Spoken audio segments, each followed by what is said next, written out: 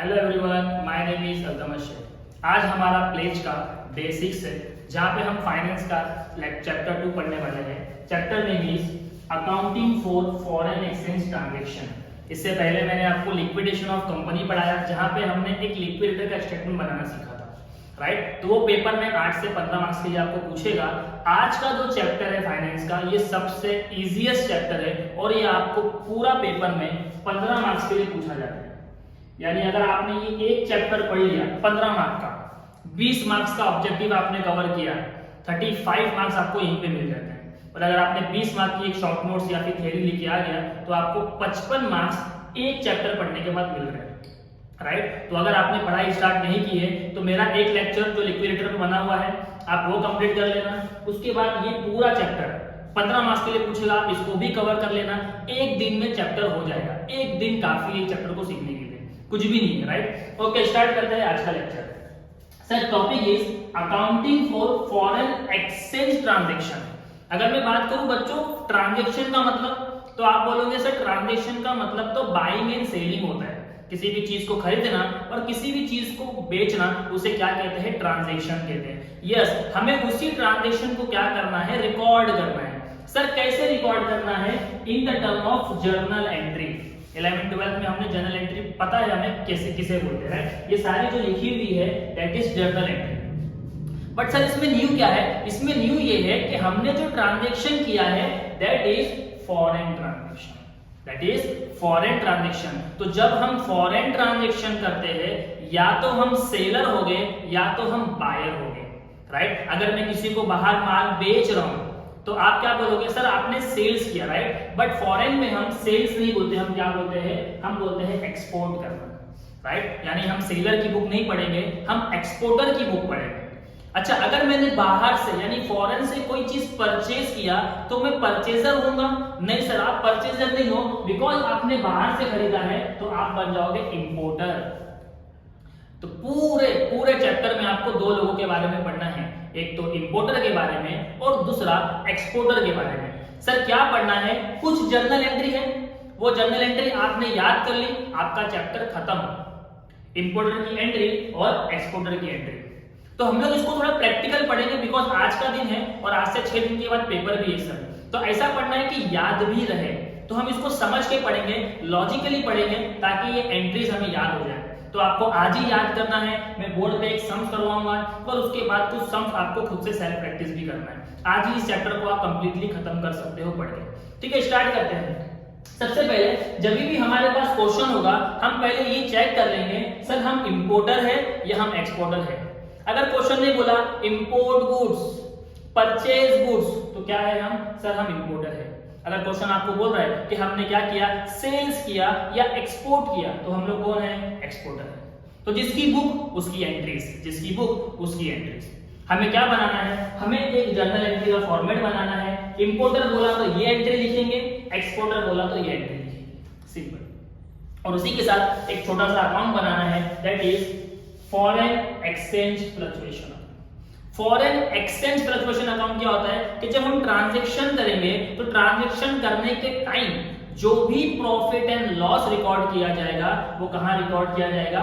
Foreign exchange fluctuation account, right. तो जब profit loss होगा हम यहां पे उसको क्या करेंगे? ट्रांसफर करेंगे। तो आपके पेपर में बोलता है prepare journal entry in the book of importer और in the book of exporter, और साथ में बोलेगा also prepare FEF account. FEF means foreign exchange fluctuation account. तो क्वेश्चन लिख के देगा तभी बनाना है, वरना बनाने की जरूरत नहीं है। तो स्टार्ट करते हैं जर्नल एंट्री से। हमारा आज का पूरा फोकस होना चाहिए जर्नल एंट्रीज के ऊपर। ओके, अगर मैं बात करूं इंपोर्टर की, तो लॉजिकली सोचो बच्चों कि इंपोर्टर पहली एंट्री कौन सी पास करेगा?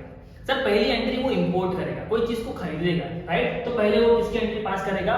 परचेज की एंट्री। और परचेज की एंट्री हमने 11th-12th में सीखी हुई है। सर जब भी परचेज किया जाता है, परचेज को डेबिट में रिकॉर्ड किया जाता है। तो purchase account debit, purchase account debit. अब किससे खरीदा? अगर हमने इंपोर्ट किया है तो हमने किससे खरीदा है? एक्सपोर्टर से। तो एंट्री क्या बनेगी? Purchase account debit to exporter account. यानी हमने परचेज किया डेबिट से और किससे खरीदा? एक्सपोर्टर का नाम नीचे, BC जो भी नाम होगा उसका नाम नीचे। राइट। तो आई होप आपको इंपोर्टर की पहली एंट्री समझ में आ गई। परचेज की एंट्री, सर परचेज की एंट्री क्या है? Purchase account debit to exporter account. Okay, अब बात करते हैं एक्सपोर्टर। अभी हम सब एक्सपोर्टर है, हम सेल्स करते हैं, तो अगर परचेज डेबिट में लिखा जाता है तो सेल्स कहां लिखा जाएगा बच्चों? क्रेडिट में। सिंपल। ओके, तो जब सेल्स करेंगे तो क्रेडिट साइड शो करना है। तो सर डेबिट में क्या शो होगा? हमने जिसको बेचा, अगर हम एक्सपोर्टर है तो हम किसको बेच रहे हैं? इंपोर्टर को। तो एंट्री क्या बनेगी? Importer account debit to sales account. दो एंट्री मैंने आपको पढ़ाया, एक एंट्री इंपोर्टर की बुक में, एक एंट्री एक्सपोर्टर की बुक में। अभी आपको मेरे साथ फटाफट रिवाइज करना है, सिर्फ सुनना ही नहीं बल्कि आपको बोलना भी है।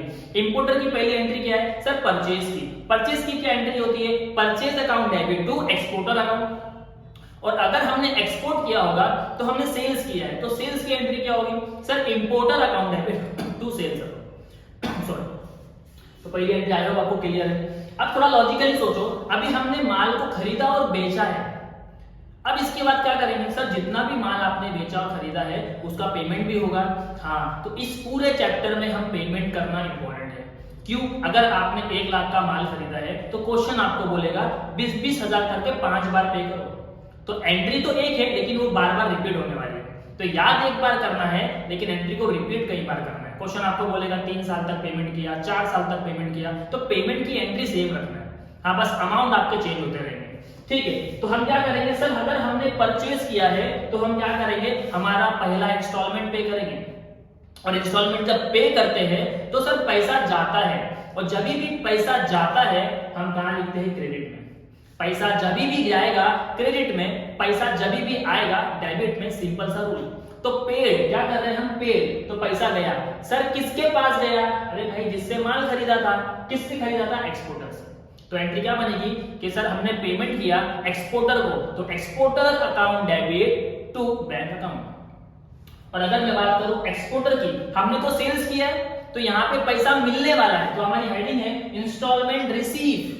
तो मैंने बोला पैसा गया तो क्रेडिट, पैसा आया तो डेबिट। सर किसके पास से आया? इंपोर्टर के पास, जिसको हमने सेल्स किया।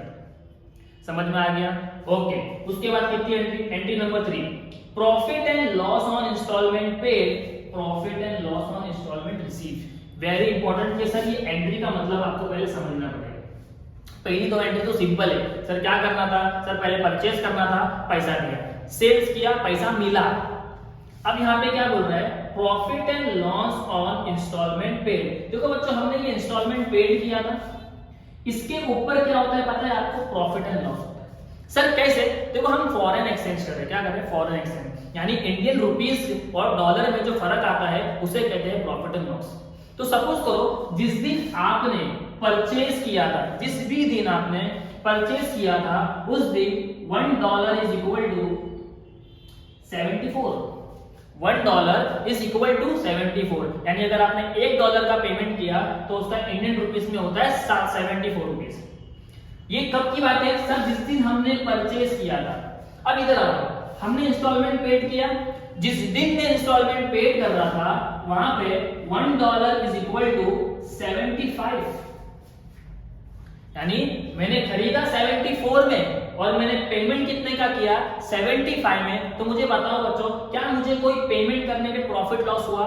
हाँ सर, ₹1 का लॉस हो रहा है। तो मैंने आपको वही बोला कि जब भी हम इंस्टॉलमेंट पेड करेंगे उसके बाद चेक करो प्रॉफिट हुआ या लॉस। हाँ, अगर 74 की जगह मैं 73 दे रहा हूं तो मुझे यहाँ पे क्या हो जाएगा? प्रॉफिट। तो याद रखना, इंस्टॉलमेंट पेड करते टाइम या इंस्टॉलमेंट रिसीव करते टाइम हमको हमेशा प्रॉफिट लॉस चेक करना है, हमने ज्यादा दिया या कम दिया। तो मैंने आपको एग्जांपल दिया कि सर 74 में खरीदा, पेमेंट 75 किया, तो ₹1 का क्या हुआ? लॉस। तो जब भी लॉस होगा उसकी एंट्री क्या है? तो सिंपल सी एंट्री है। मैंने बोला प्रॉफिट हो या लॉस, सब कहां लिखने वाले हैं? हमारे FVF अकाउंट में, फॉरेन एक्सचेंज अकाउंट में। तो एंट्री में क्या होगा? सर ये लॉस कहां चला जाएगा?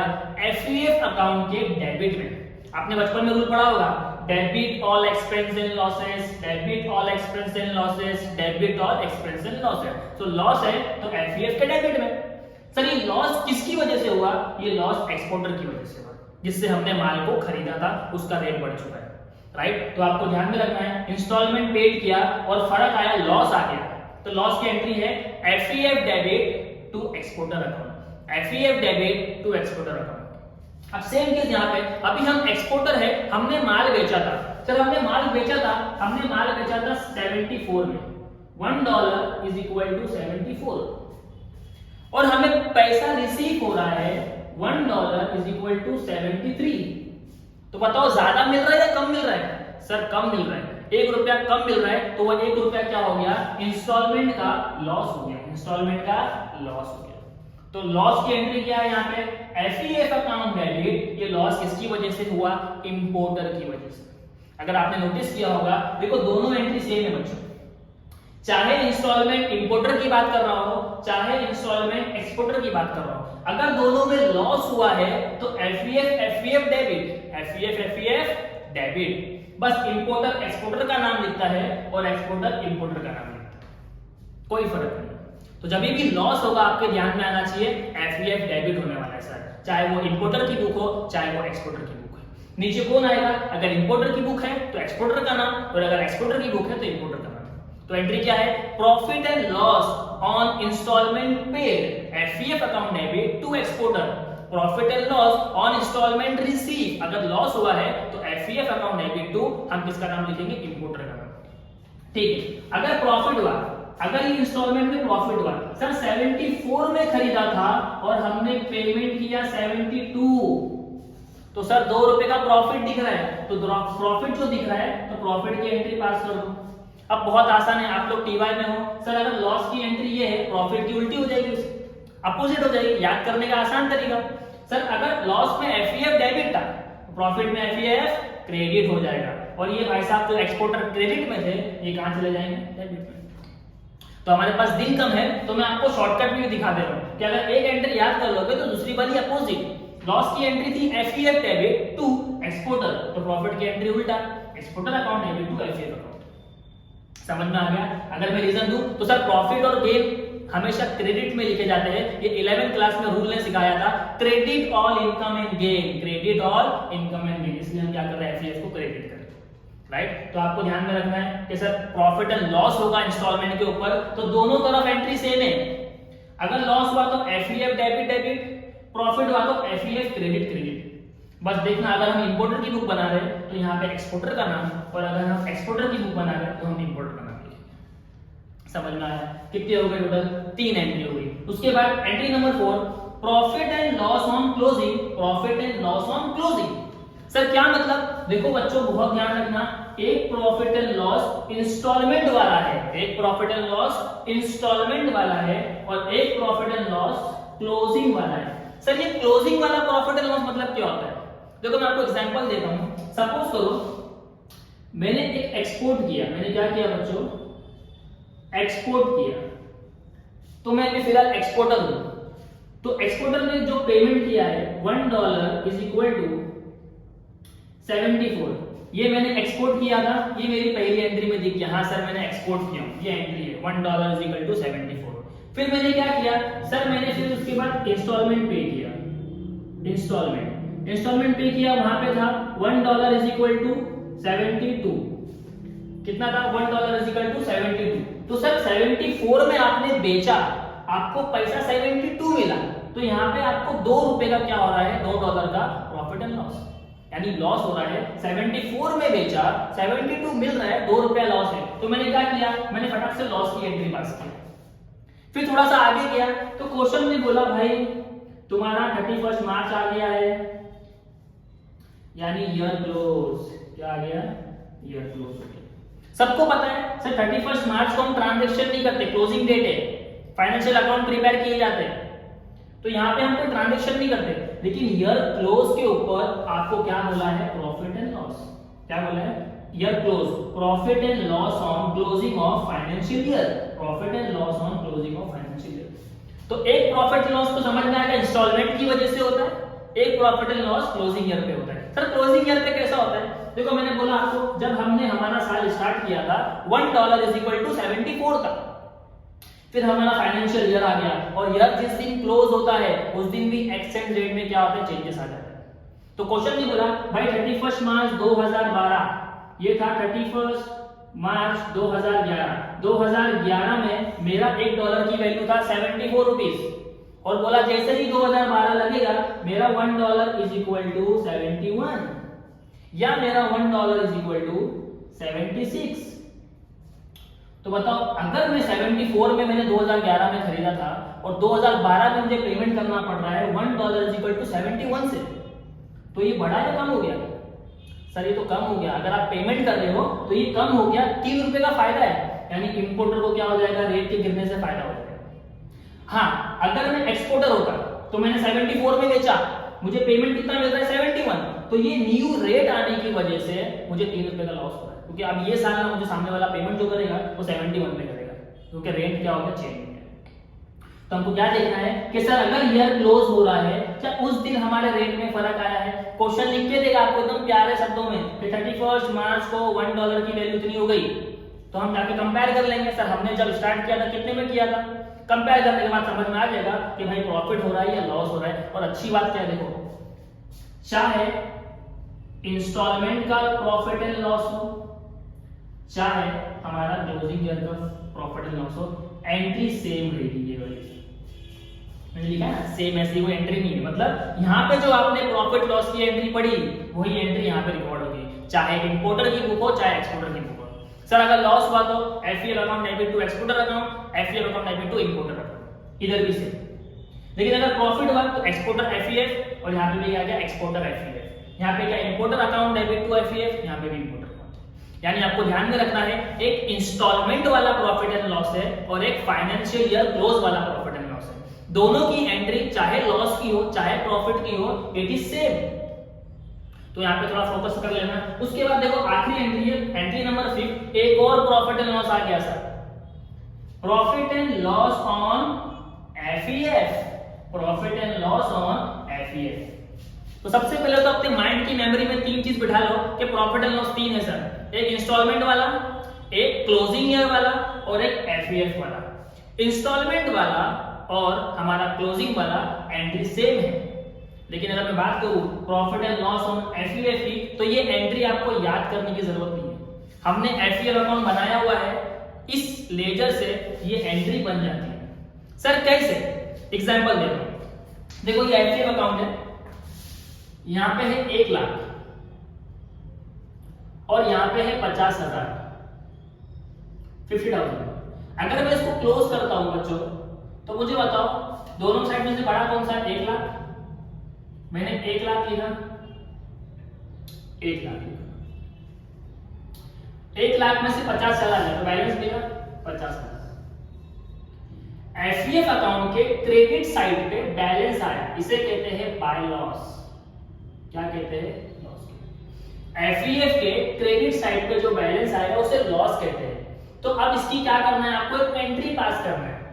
तो एंट्री क्या बनेगी? देखो एफईएफ अकाउंट के कौन से साइड लॉस आ रहा है? Credit side. तो जब एंट्री लिखोगे तो एफईएफ क्रेडिट में, जब एंट्री लिखोगे एफईएफ क्रेडिट में, तो देखो लॉस की एंट्री है, एफईएफ किधर है? क्रेडिट। तो एफईएफ क्रेडिट में, तो सर ऊपर क्या जाएगा? ऊपर क्या जाएगा? Profit and loss. तो एंट्री क्या बनेगी? Profit and loss account debit to FEF account, right. तो ये लेजर आपको ये एंट्री बनवा के दे देगा। जहां बैलेंस आया एफईएफ को वहां लिख दो। सर बैलेंस क्रेडिट में आया तो मैंने कहां लिख दिया? क्रेडिट में, और ऊपर आ गया प्रॉफिट एंड लॉस। लेकिन अगर इसका उल्टा होता, सपोज करो कि सर यहां पे 1 लाख है और यहां पे 1.5 लाख है। अब मुझे बताओ सर बड़ा तो 1.5 लाख है, बड़ा 1.5 लाख है, 1.5 लाख में से 1 लाख माइनस करो तो कितना मिला? 50,000।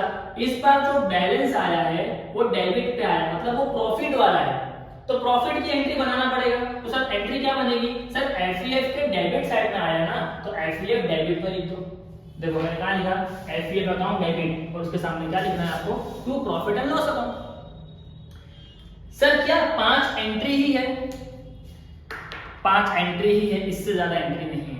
लेकिन हमारा सम्स 15 मार्क्स का है, तो हमको क्या बोलेगा भाई? इंस्टॉलमेंट पेड किया ना, ऐसे 4 इंस्टॉलमेंट पेड करना। अगर मैं 4 इंस्टॉलमेंट पेड करूंगा तो 4 बार प्रॉफिट लॉस भी चेक करना पड़ेगा, और 4 बार पेड किया तो अगर 2 साल का ईयर है तो 2 बार क्लोजिंग भी करना पड़ेगा। यानी हमारा डेटा बढ़ जाएगा, ये एंट्री 5 ही होगी, हर साल रिपीट होगी। सर ऐसी कौन सी एंट्री है जो रिपीट नहीं होगी? पहली एंट्री, भाई हम परचेज एक ही बार करते हैं, पेमेंट 10 बार करते हैं, तो परचेज की एंट्री सिर्फ पहले साल रिकॉर्ड होगी, उसके बाद जो चलेगा पेमेंट चलेगा, पेमेंट के ऊपर प्रॉफिट एंड लॉस चलेगा, ईयर क्लोज होगा, एफईएफ अकाउंट क्लोज होगा।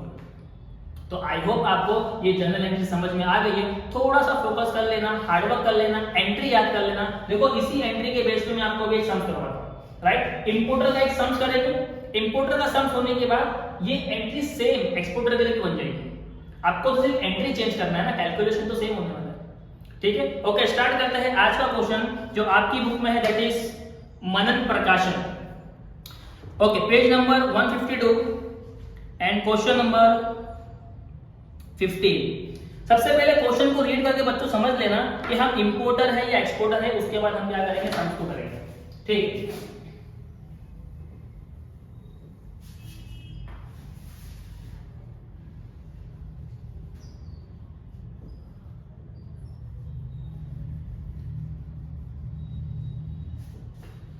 देखो अगर आपको एंट्री समझ में आ गई है तो मैं आपको प्रूफ करता हूं एक सम्स करा के कि चैप्टर कितना आसान है। ओके, चैप्टर में लिखा हुआ है on 1 January 2030 Marina limited an Indian importer.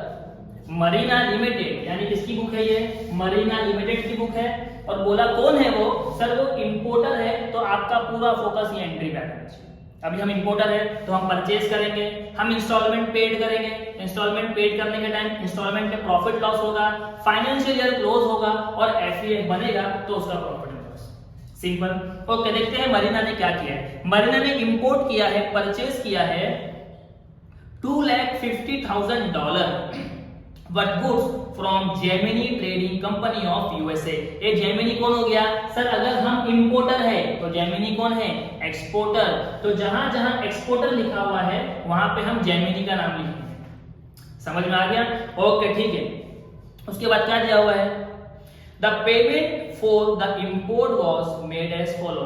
हमने $2.5 लाख का क्या किया? परचेज किया $2.5 लाख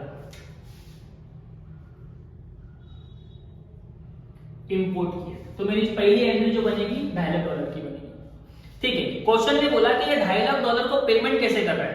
10 फरवरी को पेमेंट कर रहा है $1 लाख, 15 मार्च को पेमेंट कर रहा है $75,000 एंड 20 अप्रैल को 2013 को वो कर रहा है 75,000। देखो बच्चों बहुत गौर करने वाली चीज है कि हमको $2.5 लाख पेमेंट हमने क्या किया? इंपोर्ट किया।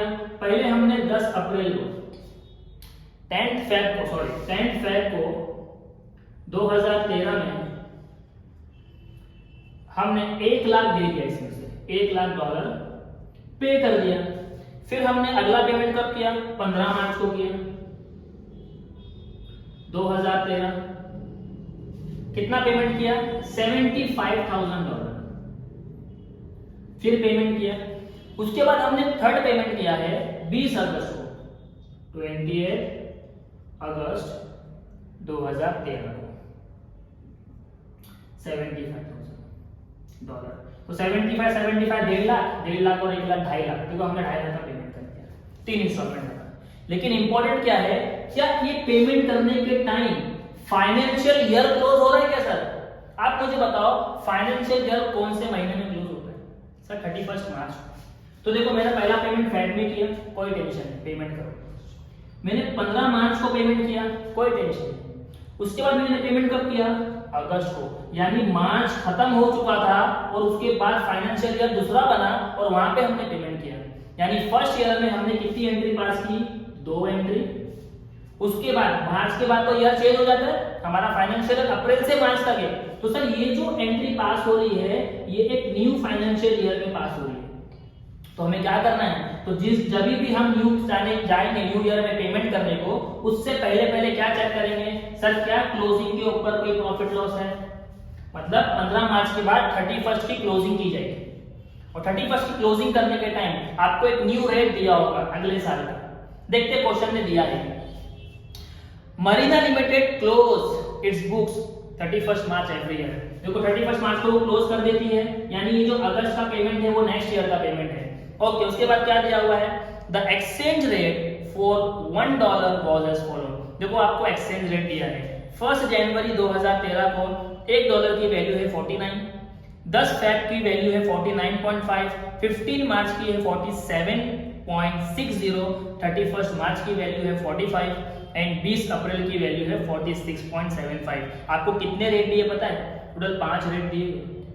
हमारे समझ में 5 बार अमाउंट आया है क्या? सर पहले हमने 2.5 लाख का पेमेंट करना, $2.5 $2.5 तो तारीख क्या है इसकी? 1 जनवरी को हमने परचेस किया और उसका रेट दिया हुआ है 49, रेट दिया हुआ है 49, मतलब ये 49 से मल्टीप्लाई हो जाएगा। उसके बाद 10 फेब को भी हमने पेमेंट किया है, ये हो जाएगा मल्टीप्लाई 49.50 से।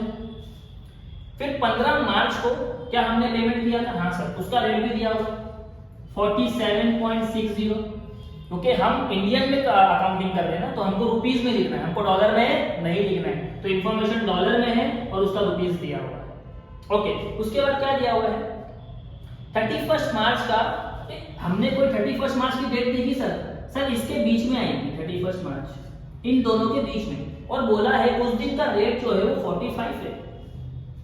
लेकिन ना हम 31 मार्च को पेमेंट कर रहे हैं, ना 31 मार्च को हम कोई चीज खरीद रहे हैं या इंस्टॉलमेंट पेड कर रहे हैं, तो ये रेट किसके लिए दिया है? आंसर इज सर ये क्लोजिंग रेट है। किसकी बात कर रहा है? क्लोजिंग रेट की, कि नवा साल जब भी आएगा आपके $1 की वैल्यू कितनी हो जाएगी? 45। तो हम चेक करेंगे सर पहले कितनी थी जब खरीदा था? 49। अब कितनी हो गई? 45। पहले मुझे 49 रुपया देना पड़ रहा था, अभी कितना देना पड़ेगा? 45, यानी सर 4 रुपए का प्रॉफिट। इसे कहते हैं profit on closing on financial year. तो मैंने बोला प्रॉफिट लॉस क्लोजिंग का हो या इंस्टॉलमेंट का हो सेम होगा, मतलब हमने ये वाली एंट्री बात करनी है। सर कौन सी एंट्री है ये? कि ईयर क्लोज हुआ, क्वेश्चन ने बोला 31 मार्च को 45 रुपए से काम करेंगे, पहले कितने से कर रहे थे? 49 से। मैं इंपोर्टर हूं, मुझे पेमेंट करना था 49, क्वेश्चन ने बोला भाई अगले साल से कितना करना? 45, 4 रुपए का प्रॉफिट। ठीक है, थोड़ा सा आगे बढ़ते हैं। उसके बाद क्या दिया हुआ सर? 20 अप्रैल को देखो, 20 अप्रैल को हमने पेमेंट किया है, सॉरी ये 20 अगस्त नहीं है, 20 अप्रैल हमने पेमेंट किया है 46.75। तो इसको इससे मल्टीप्लाई कर देंगे, आंसर आ जाएगा। तो इंपॉर्टेंट क्या था, हमें पता चलना चाहिए कि सर क्लोजिंग भी हो रहा है, और क्लोजिंग हो रहा है तो हमें रेट भी दिया हुआ है। बहुत आसान है, तो एक बार प्रैक्टिस कर लेना, मेरा सम देख लो, उसके बाद आप इसी की प्रैक्टिस कर लो या इसके आगे के सम्स कर लो, सब सेम ही है, कोई टेंशन लेने वाली बात नहीं है। चलो स्टार्ट करते हैं। तो अब हमें पता है सारा पूरा क्वेश्चन, फटाफट एंट्री देखेंगे और सम्स को खत्म करेंगे। ठीक है, अब मुझे बताओ सबसे पहले हम क्या करेंगे? इंपोर्टर। सर हम पहले परचेज करेंगे। देखो परचेज की एंट्री क्या है? सर परचेज की एंट्री है purchase account debit, purchase account debit. और हमने किससे परचेज किया? एक्सपोर्टर से। तो देखो एक्सपोर्टर का नाम भी दिया हुआ है Gemini limited, Gemini trading company. तो यहां पे लिखेंगे to Gemini trading company account. अब मुझे बताओ कितने का परचेज किया? तो देखो मैं आपको कैलकुलेशन दिखा रहा हूं। हमने परचेज किया है डॉलर में, कितने का है? 2.5 लाख इनटू, और जिस दिन परचेज किया है उस दिन का रेट है 49, तो मल्टीप्लाई बाय 49, आपको आंसर आ जाएगा। तो पेपर में अमाउंट का कॉलम थोड़ा बड़ा बनाना, इस चैप्टर में कैलकुलेशन थोड़ा नंबर्स बड़े आते हैं, कैलकुलेशन आसान है। इनटू 49, 1,22,50,000, 1,22,50,000। तो ये इंडियन रुपीस का हमारा कैलकुलेशन हो गया। पहली एंट्री सॉल्व, और एंट्री लिखने के बाद हमने कोई बड़ा काम नहीं किया। सबसे इंपॉर्टेंट है इसका नरेशन लिखना। पेपर में विदाउट नरेशन एंट्री पे मार्क्स नहीं मिलता है। तो बिंग हम यहाँ पे नरेशन लिख देंगे इसका, बहुत शॉर्ट में लिखा रहा हूं ताकि आपको जल्दी जल्दी याद हो जाए। बिंग गुड्स इंपोर्ट, हमने क्या किया? गुड्स को इंपोर्ट किया। तो जो यहाँ पे हमने एंट्री पास की वो इंपोर्ट की एंट्री पास की है, तो यहाँ पे नरेशन लिखना बिग गुड्स इंपोर्ट। आपकी बुक में बहुत ही डिफाइन करके लिखा हुआ है, वो भी करेक्ट है, लेकिन अभी हमारे पास टाइम नहीं है तो आप इतना लिख के आ सकते हो, कोई टेंशन नहीं, बस हमें रीजन लिखना है। ओके, देखो यहाँ पे मैंने डेट नहीं लिखा, तो वहां पे डेट दी है क्या? हाँ सर, हमने 1 जनवरी को परचेस किया 2013। तो 2013 की एंट्री है जनवरी 1। यहाँ पे हमारी फर्स्ट एंट्री सॉल्व, टिक कर दो। सर परचेस करने के बाद क्या करना था? अरे परचेस करने के बाद इंस्टॉलमेंट देना है, तो इंस्टॉलमेंट देने की एंट्री क्या है? Exporter account debit to bank account. Sir exporter कौन है? Gemini trading company. तो बोलो एंट्री क्या बनेगी? Gemini trading company account debit to, हमने पैसा दिया बैंक अकाउंट। सर कितना पैसा दिया? तो देखो हमें डॉलर में दिया हुआ है, हमने पेमेंट किया है $1 लाख। कैलकुलेशन करना पड़ेगा। सर $1 लाख अगर आपने पे किया है तो मुझे बताओ आपका रेट क्या है? तो देखो हमने पेमेंट किस दिन किया? 15 मार्च, और 15 मार्च को दिया हुआ, सॉरी 10 मार्च, 10 फेब को $1 की वैल्यू है 49.50, 49.50 मल्टीप्लाई करेंगे 1 लाख इंटू 49.50, तो आपको आएगा 49,50,000, 49,50,000। क्या किया? सर सिर्फ पैसा दिया। कितना पैसा दिया? $1 लाख, और $1 लाख की वैल्यू कितनी है? 49.50 क्वेश्चन में दिया हुआ है। अब इसका नरेशन लिखेंगे, तो बताओ नरेशन क्या लिखेंगे? Simple and short, being instalment paid, being instalment हम पेड कर रहे हैं, इंस्टॉलमेंट पेड। 2 एंट्री होगी बच्चों। थर्ड एंट्री पे आते हैं, profit and loss on instalment. Sir अभी अभी जो आपने पेमेंट किया, क्या वो पेमेंट करने के टाइम आपको कोई प्रॉफिट या लॉस हुआ? चलो चेक करेंगे। इसकी डेट क्या है? Again 2013 Feb 10। पेमेंट करने के बाद अगला पेमेंट नहीं करना, पेमेंट करने के बाद आपको चेक करना है क्या हमको प्रॉफिट लॉस हुआ। तो देखो कैसे मालूम पड़ेगा? सर हमने पेमेंट कितना किया? 49.50, हमेशा रुपीज से कन्वर्ट करना, ठीक है। हमने पेमेंट कितना किया? 49.50। मुझे बताओ हमने खरीदा कितने में था? 49 में। अगर आपने 49 की जगह 49.50 दे दिया है, मतलब आपने ज्यादा पैसा दिया है, 0.50। तो सर क्या है? सर हमको इंस्टॉलमेंट के ऊपर क्या हो गया? लॉस। और लॉस की एंट्री क्या है? FEF account debit to exporter account. क्या एंट्री बनेगी? FEF account debit. तो FEF आपको शॉर्ट फॉर्म नहीं लिखना है, आपको फुल फॉर्म लिखना है, foreign exchange fluctuation account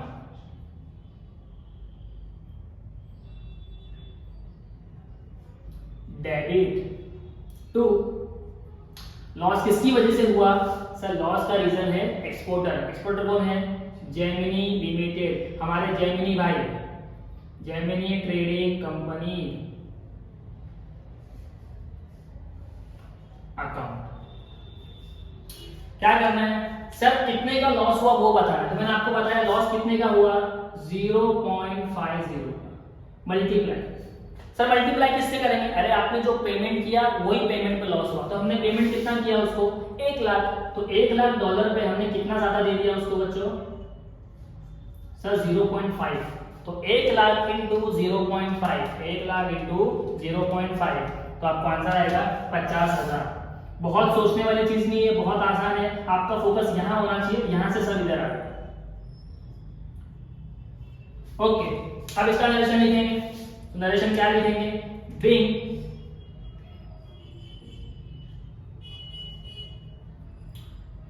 loss on instalment paid, loss on instalment paid. अब मुझे बताओ डेट क्या है इंस्टॉलमेंट पेड की? तो जिस दिन पेमेंट किया उसी दिन लॉस होगा, तो सेम डेट मिलेगी 2013 फेब 10। क्या प्रॉब्लम जा रहा है? सर परचेज की एंट्री पास किया, इंस्टॉलमेंट दिया, इंस्टॉलमेंट देने के बाद चेक किया प्रॉफिट हुआ या लॉस। सर 0.5 का लॉस था, तो लॉस की एंट्री पास किया, और मल्टीप्लाई किससे करने का? जो पेमेंट किया है उसी पे लॉस होता है। क्लियर? ठीक है। अब उसके बाद क्या है आगे? Sir profit and loss on closing, अरे फाइनेंशियल अभी आया क्या, अभी हमारा क्या चल रहा है फेब, हम तो मार्च में करते हैं ना, तो छोड़ दो, तो सीधा क्या करने का, आगे बढ़ने का, नेक्स्ट देखने का। सर फेब के बाद क्या है, सर फेब के बाद क्या दिया हुआ है 15 मार्च, तो 15 मार्च को हम एक और इंस्टॉलमेंट पे करेंगे, तो 2013 मार्च 15 एक पेमेंट करना है, तो क्या एंट्री है, मैंने बोला अलग एंट्री नहीं बनेगी, ये एंट्री रिपीट होगी, तो exporter account debit to bank account, इस सेम एंट्री कॉपी करने का। जेमिनी लिमिटेड पेमेंट किसको जा रहा है, जेमिनी को, Gemini trading company account debit, हमारे पास से पैसा लिया तो नीचे क्या आ जाएगा बैंक अकाउंट। अब आप लोग मुझे बताओ सर पेमेंट कैसे निकलेगा, देखो हमने कितना डॉलर दिया, हमने दिया है $75,000, हमने दिया है $75,000, पेमेंट कर रहे 15 मार्च को, बताओ 15 मार्च को रेट कितना था, सर 15 मार्च को रेट है 47.60, 47.60 मल्टीप्लाई करेंगे 75,000 इंटू 47.60, 35,70,000 ये हमने पेमेंट किया। नरेशन क्या लिखेंगे, अभी मैं नरेशन नहीं लिखूंगा, नरेशन क्या लिखेंगे, बीइंग इंस्टॉलमेंट पेड, ठीक है, आप लोग कवर कर लेना। ओके, अब इंस्टॉलमेंट पेड करने के बाद क्या मैं अगली एंट्री पे जाऊं या मुझे चेक करना है प्रॉफिट वाला लॉस, सर चेक करो, अभी अभी आपने इंस्टॉलमेंट दिया ना, तो आपको इंस्टॉलमेंट की एंट्री पे क्या चेक करना है, फायदा हुआ है नुकसान हुआ, चलो चेक करते हैं। ये मैंने दिया 47.60, लेकिन मेरा रेट क्या था 49, यानी हमने जब स्टार्ट किया था 49 देना था, अब मुझे कितना देना है 47 मैंने दिया, ज्यादा दिया या कम दिया, सर कम दिया, और कम दिया तो आपको प्रॉफिट होगा, राइट, तो हमें क्या करना है प्रॉफिट की एंट्री, यानी प्रॉफिट एंड लॉस पे प्रॉफिट हुआ है तो ये एंट्री, सर एंट्री क्या है exporter account debit to FEF, तो एक्सपोर्टर कौन है हमारा Gemini, Gemini trading company, Gemini trading company account debit to, हमारा सारा प्रॉफिट लॉस कहां जाता है एफईएफ अकाउंट, यानी foreign exchange fluctuation account. Sir कितने का प्रॉफिट लॉस हुआ, देखो 49 हमने माल खरीदा था, पेमेंट कितना किया 47.60, यानी 1.4 रुपीज का हमें क्या हो गया प्रॉफिट हो गया। तो प्रॉफिट किस पे कैलकुलेट करेंगे, मैंने बोला बैंक में से जो पैसा गया उसको, तो बैंक में से कितना गया $75,000 और हमारा इंडियन रुपीस पे कितना डिफरेंस आया 1.4, मल्टीप्लाई कर दो इनटू 75,000, यानी हमें 1,05,000 का प्रॉफिट हुआ है इस बार, 1,05,000 का प्रॉफिट। सर प्रॉफिट की नरेशन क्या लिखेंगे, हमने लॉस में क्या लिखा था बीइंग लॉस ऑन इंस्टॉलमेंट, यहाँ पे लिखेंगे बीइंग प्रॉफिट ऑन इंस्टॉलमेंट, समझ में आ गया। ओके, तो सर इसकी डेट क्या रहेगी, वही डेट जिस दिन पैसा दिया पेमेंट वाली डेट 2013 मार्च 15। आई होप आपको अभी तक सब कुछ समझ में आ गया। थोड़ा सा आगे बढ़ते हैं, सर 15 मार्च के बाद पेमेंट करना है 28 अप्रैल को, सर अप्रैल आ गया मतलब मार्च यानी क्लोजिंग आ गया, तो वो वाला पेमेंट करने से पहले हमें क्या करना है ईयर को क्लोज कर देना है।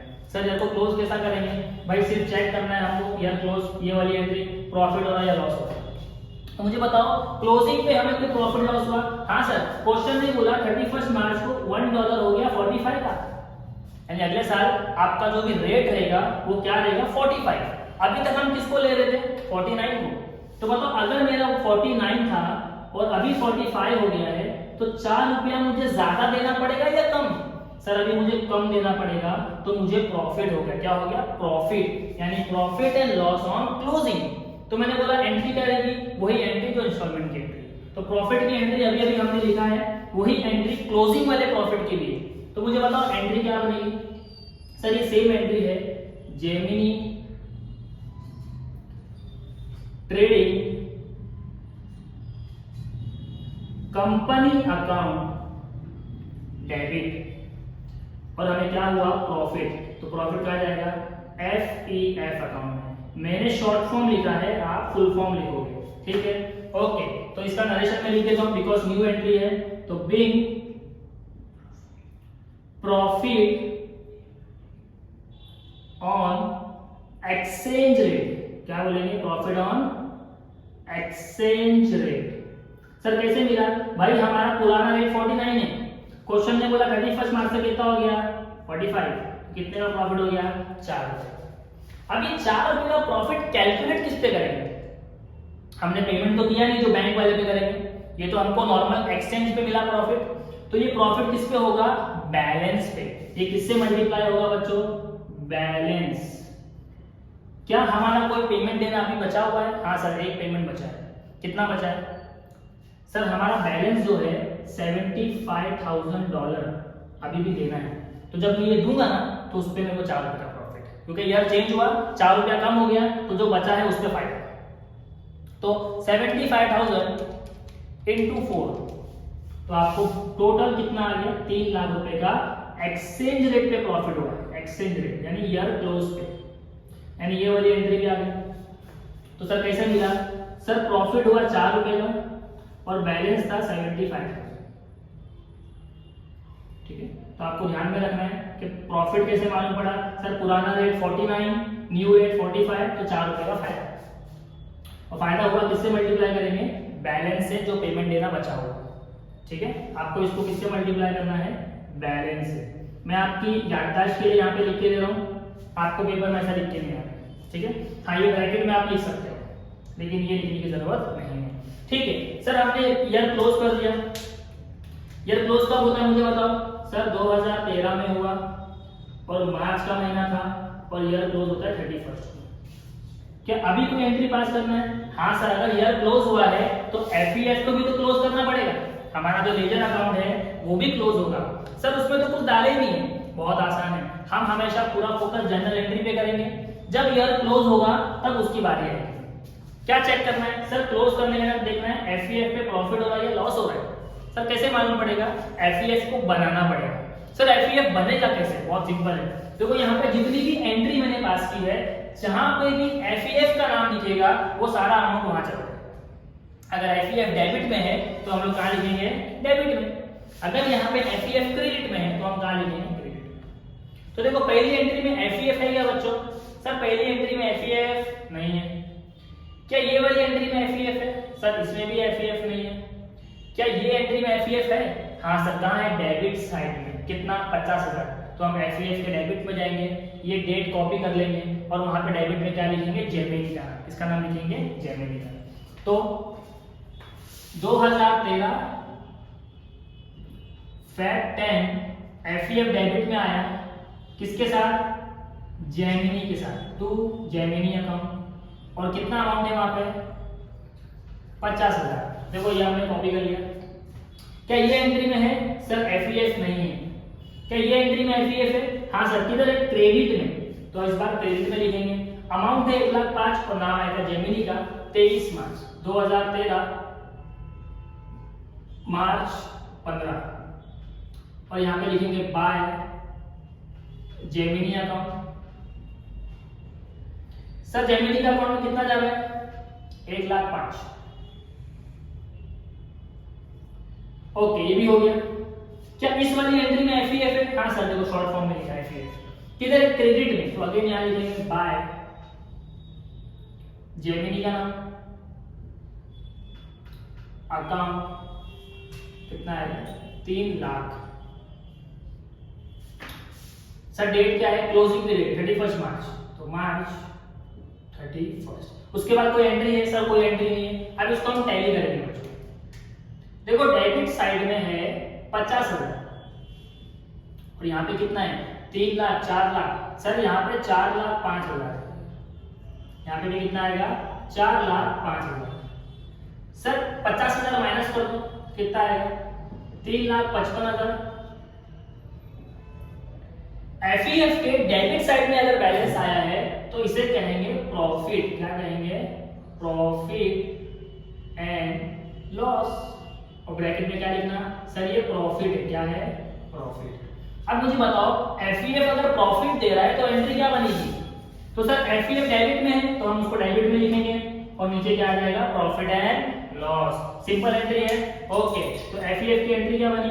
सर एफईएफ के डेबिट में आए तो FEF account debit, FEF account debit, आप लोग शॉर्ट फॉर्म नहीं लिखेंगे, बार बार बोल रहा हूं, to profit and loss account. Sir कितने का? तो बिंदास यहाँ पे डायरेक्ट अमाउंट आया है 3,55,000, तो यहाँ पे लिख दो 3,55,000, 3,55,000।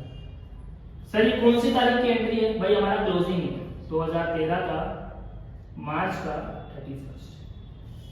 इसका नरेशन आपको लिखवा के दे देता हूं। तो नरेशन क्या लिखेंगे? Being profit on FEF account. क्या टेंशन? यानी आपने क्या किया, जैसे ही आपका ईयर चेंज हुआ है तो आपने पहले पेमेंट को रुकाया। भाई अगले साल का पेमेंट है, अभी नहीं देना है, पहले क्या करना है? सर पहले ईयर क्लोज करेंगे, ईयर क्लोज का प्रॉफिट लॉस हुआ 4 रुपए का, उसकी एंट्री। उसके बाद एफईएफ को बनाया, एफईएफ को क्लोज किया और उस पर प्रॉफिट हुआ, उसकी एंट्री। अब क्या बचा है? सर क्लोज होने के बाद अगले साल चलते हैं, पेमेंट करके आते हैं। देखो एक 20 अप्रैल का पेमेंट है 75,000, सर पेमेंट करना है यानी इंस्टॉलमेंट को पेमेंट करना है, तो क्या एंट्री है? Exporter account debit to bank account. तो एंट्री बनेगी, एक्सपोर्टर की जगह पे क्या आ जाएगा?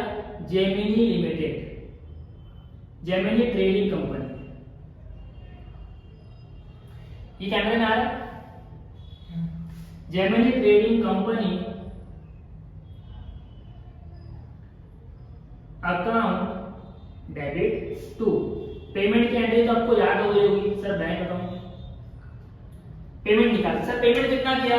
सर पेमेंट किया है 75,000 और जिस दिन पेमेंट किया उस दिन डॉलर की वैल्यू थी 46.75, 46.75। तो पेमेंट कितना किया टोटल हमने? $75,000 इंटू 46.75, तो हमने टोटल पेमेंट किया है 3,506,250, 35,06,250, 35,06,250। तो पेमेंट का नरेशन क्या लिखोगे आप लोग? Being instalment paid, being instalment paid. Sir date क्या है? 2013 अप्रैल 20। आई होप आपको एंट्री समझ में आ गई। सर इंस्टॉलमेंट हो गया, खत्म हो गया सब? हाँ बेटा, ये आखिरी इंस्टॉलमेंट था, लेकिन इंस्टॉलमेंट पे क्या चेक करना है? हमेशा प्रॉफिट एंड लॉस। चलो चेक करते हैं। अब मुझे बताओ मैंने कितना पेमेंट किया? 46.75। मेरा रेट कितना है? सर हमारा रेट 49 है। रॉन्ग, अभी हमारा ईयर चेंज हो गया है और हमारे पास अभी न्यू रेट है। न्यू रेट क्या है? $1 = 45। क्वेश्चन ने बोला कि जब तुम्हारा साल चेंज होगा तो आपका जो रेट चलेगा वो 45 से चलेगा। अब मुझे बताओ कि अगर मेरा रेट 45 है और मैंने पेमेंट कितना किया, मतलब ज्यादा पेमेंट कर दिया, सो 46.75 पेमेंट किया है और मेरा रेट है 45, यानी 1.75 पैसे का मुझे क्या हो गया है? सर लॉस हो गया है। तो अगर इंस्टॉलमेंट पेड करने के टाइम लॉस हुआ तो एंट्री क्या है? FEF account debit to exporter account. Entry बनेगी FEF account debit, FEF account debit to exporter का नाम है Gemini trading company account. Sir क्या हुआ? सर एफईएफ डेबिट में आया मतलब हमें लॉस हुआ है। 45 का रेट था, हमने पेमेंट किया 46.175, तो मुझे आया 1.75 का लॉस। और ये लॉस किस पे कैलकुलेट होगा? बैंक पे। किस पे होगा? बैंक पे। बैंक कितना है? 75,000 इंटू 75,000, so 1,31,250, 1,31,250 सर क्या हो गया? आपको लॉस हो गया। सर कौन सा लॉस हो गया? 2013 को अप्रैल में जो आपने पेमेंट किया था उस पर लॉस। देखो एक आखिरी इंस्टॉलमेंट बचा था मैंने उसको पेमेंट कर दिया और यहाँ पे हमारा सम्स खत्म हो गया। सर इसके बाद कोई बचा है क्या? एक एंट्री। सर वो कौन सी एंट्री है? देखो यहाँ पे एफईएफ आया है, तो ये एफईएफ कहाँ चला जाएगा? एफईएफ अकाउंट में, और ये फिर से टैली होगा, फिर से एक प्रॉफिट एंड लॉस मिलेगा एफईएफ का। तो अगर आपने पेपर में यहाँ पे सम करके छोड़ दिया कि सर आखिरी पेमेंट था, पैसा दिया, उस पे प्रॉफिट लॉस पर आगे कुछ था ही नहीं सर। ईयर क्लोज के बारे में भी नहीं बोला। अरे ईयर क्लोज के बारे में क्यों बोलेगा जब पेमेंट ही खत्म हो गया?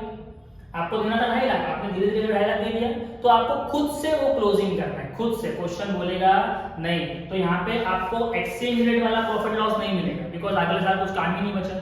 सिर्फ आपको क्या करना है, अगर एफईएफ आया है तो क्या करना, वो अकाउंट में डाल के छोड़ देना। तो देखो यहाँ तक तो हमने किया था, कहाँ गया? ये देखो 3,55,000 आया, मतलब ये सारी वैल्यू जो ऊपर की वो जा चुकी। बचा क्या सर? इसके नीचे एक पेमेंट हुआ, और वो पेमेंट करने के बाद एफईएफ एक बार आया है। अगर यहाँ पे 2 पेमेंट होता तो 2 बार आ जाता। तो एफईएफ डेबिट में आया, कितना आया? 131,250। तो हम डेबिट में आके लिख देंगे यहाँ पे नीचे साइड 131,250। किसका नाम लिखेंगे सर? वही हमारा जेमिनी अकाउंट। और डेट क्या आएगा? देखो अभी 2013 चल रहा है, हम लोग एफईएफ क्लोज करते हैं क्लोजिंग में, तो ये 2014 में क्लोज होगा। कब क्लोज होगा? 2014 में। तो 2014 का 31 मार्च इसको क्लोज करेंगे बेटो, तो हम लोग को क्या मिलेगा सर? ये 131,250 इधर भी लिखो,